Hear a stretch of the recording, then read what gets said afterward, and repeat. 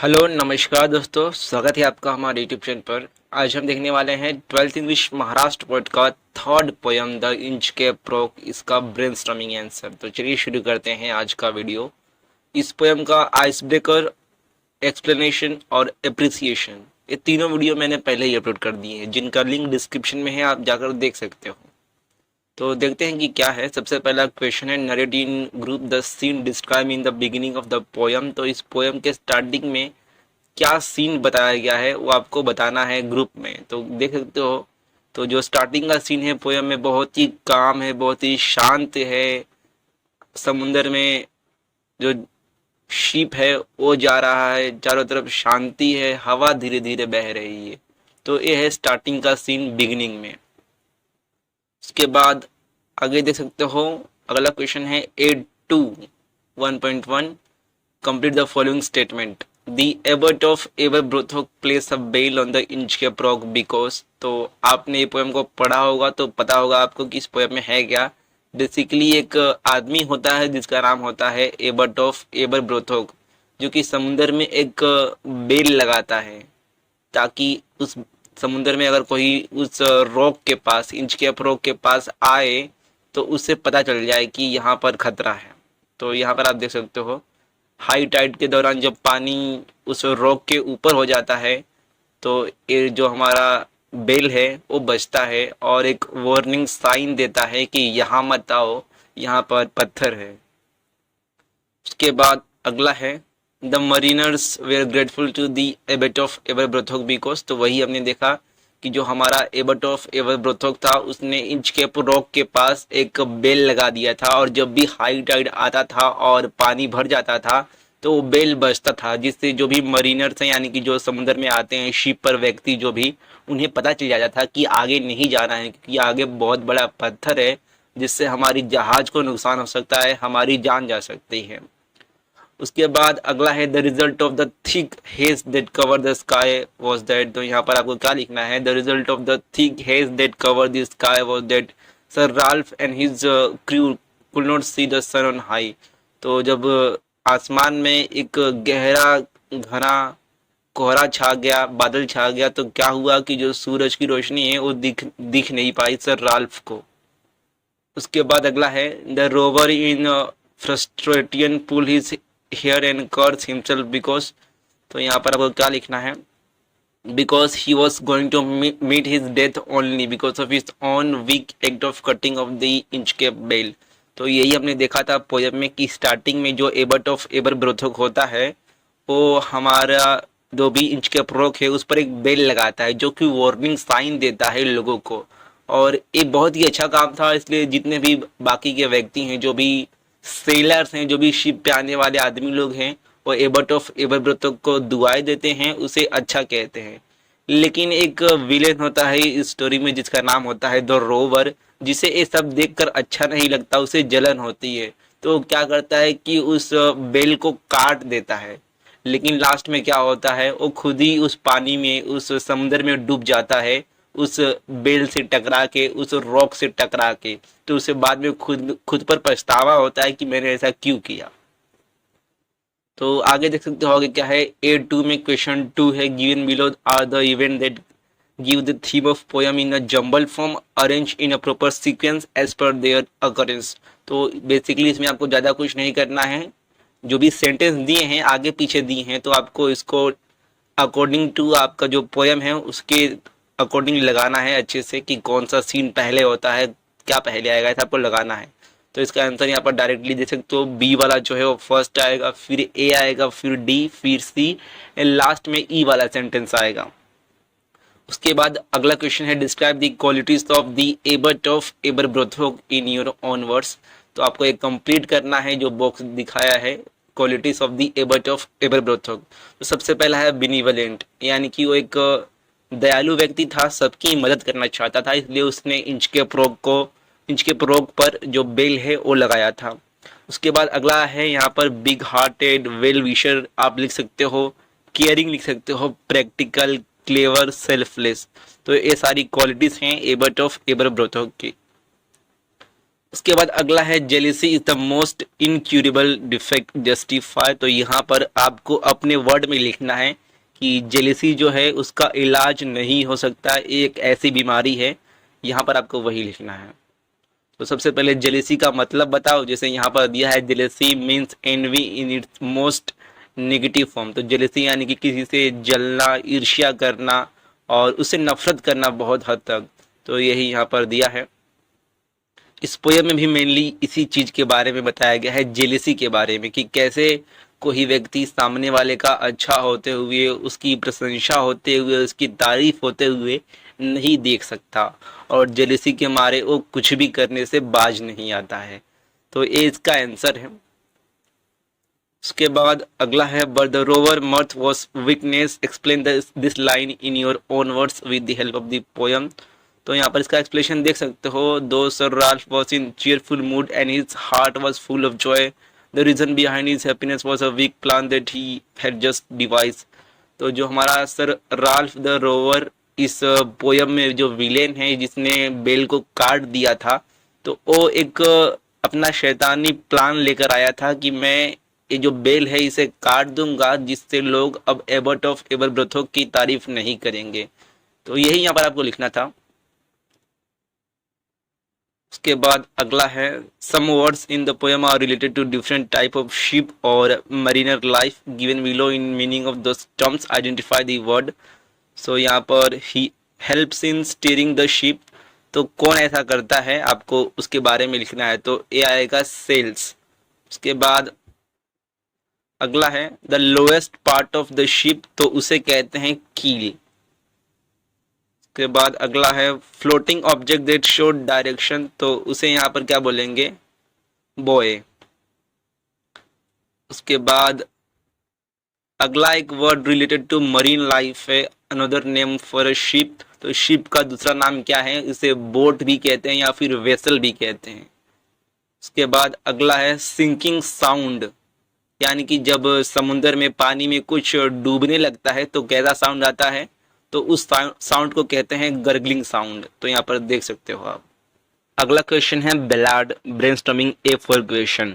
तो देखो यहाँ पर आपको बेलार्ड के बारे में बताना है। बेसिकली ये जो है एक राइटिंग का फॉर्म है, टाइप है, और एक पोयम ही होता है, सॉन्ग होता है, लेकिन थोड़ा नॉर्मल पोयम से लंबा होता है। जैसे आपने इसी पोयम को देखा होगा, द इंच के अप्रोक। आप देखोगे इस पोयम को टेक्स्ट बुक में तो कितना बड़ा पोयम है, बाकी जितनी भी नॉर्मल पोयम होती हैं उनसे बड़ा पोयम है। तो इसी को बेलार्ड कहते हैं। ये बेसिकली एक गाना होता है जो कहानी बताता है, और एक कहानी ड्रामेटिक हो सकती है, ट्रेजिक हो सकती है, फनी हो सकती है, या फिर रोमांटिक कहानी हो सकती है। तो यही आपको देख सकते हो बेलार्ड के बारे में बताना है, जिसे 18th सेंचुरी में शुरू किया गया था। और आगे इसका देख सकते हो कि क्या क्या इन्फॉर्मेशन है। सिंपली आपको बेलार्ड के बारे में जानकारी लिखनी है। उसके बाद A4 में क्वेश्चन नंबर 2 है, select the appropriate figure of speech from the box given below and complete the table. तो यहाँ पर आपको फिगर ऑफ स्पीच के कुछ एग्जांपल दिए हैं, कुछ टाइप दिए हैं, जैसे कि metaphor, alliteration, repetition, personification, inversion, simile, apostrophe and onomatopoeia. तो यहाँ पर देखो एक कुछ टाइप दिए हैं फिगर ऑफ स्पीच के, और इसको इस टेबल में कंप्लीट करना है। कुछ एग्जाम्पल लिखने हैं जो इस पोएम में आए हैं और उसका मतलब क्या है वो यहाँ पर लिखना है। तो सबसे पहला एक आपको करके दिया है, sir Ralph the rover tore his hair. A figure of speech है, एलिट्रेशन। तो आगे देखते हैं कि इसमें क्या लिख सकते हो। तो आगे देख सकते हो कि क्या है। अगला एक लाइन लिख सकते हो, no stir in the air, no stir in the sea. A example है एलिट्रेशन, या फिर रिपीटेशन का भी हो सकता है। क्यों, यहाँ पर रीजन भी दिया है। तो ए एलिट्रेशन क्यों होगा, क्योंकि the close repetition of sound yes, जो यस वर्ड है वो बार बार आया है। रिपीटेशन क्यों हो सकता है, the word no stir in the have been repeated in the line. तो ये दो एग्जाम्पल हैं। उसके बाद अगला है, on a buoy in the storm it floated and swung. तो ए एग्जाम्पल हो सकता है इन्वर्शन का या फिर पर्सोनिफिकेशन का। क्यों हो सकता है, ओरिजिन भी दिया है यहाँ पर। उसके बाद फोर्थ एक लाइन है, down sink the bell with a gurgling sound. A example है इन्वर्शन और ओनोमेटोपिया का। इसका रीजन भी दिया है कि क्यों हो सकता है। गाइस आपको ये जो ब्रेनस्टॉर्मिंग देख रहे हो इसका पीडीएफ हमारे टेलीग्राम ग्रुप पर मिलेगा जिसका लिंक डिस्क्रिप्शन में है। आप टेलीग्राम ग्रुप नॉर्मली ज्वाइन करना और फाइल सेक्शन में जाकर देखना, जहां पर आपको इसका पीडीएफ और बाकी के जितनी पोयम है सबका पीडीएफ मिल जाएगा। उसके बाद आगे भी कौन से एग्जाम्पल हो सकते हैं यहाँ पर देख लो।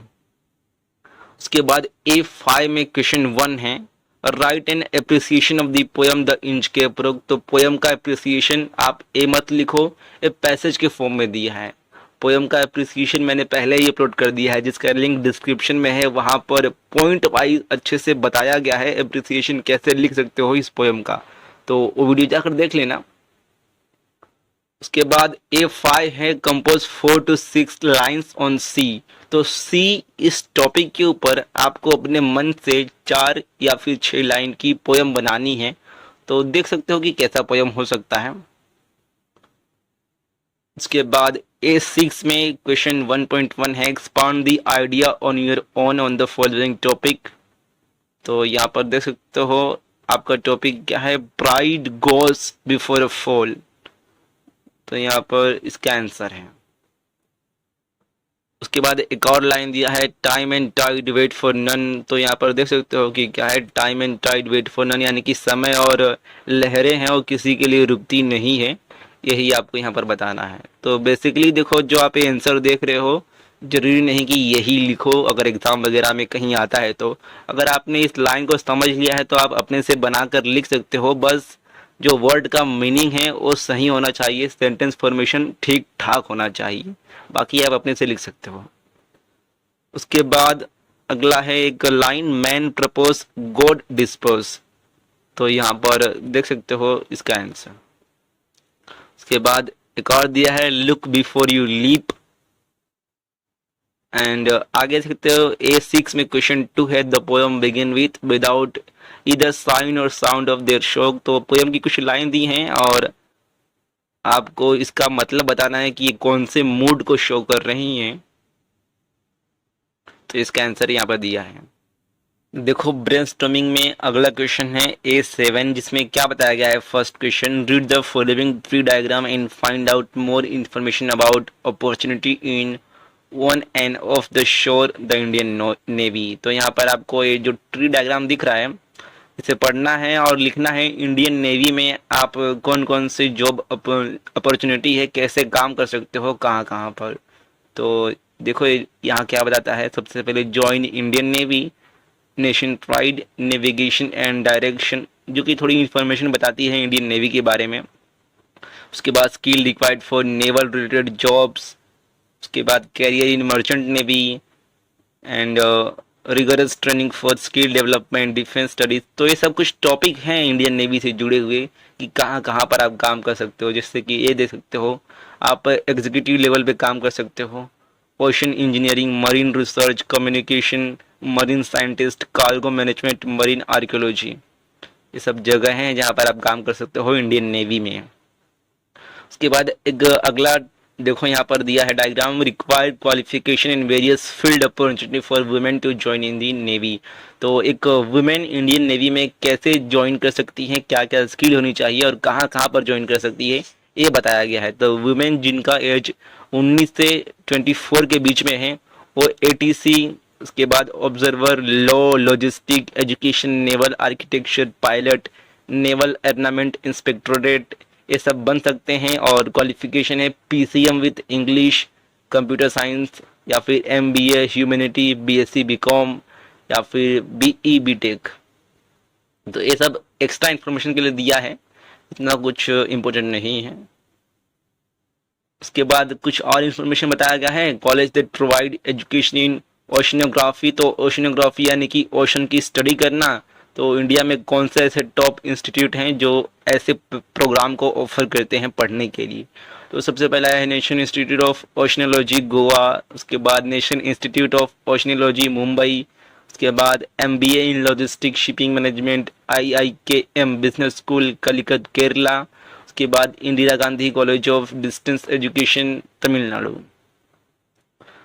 तो आगे सब यही एक्स्ट्रा कुछ इन्फॉर्मेशन दिया है, इतना कुछ काम नहीं है, पढ़ना चाहते हो तो पढ़ सकते हो।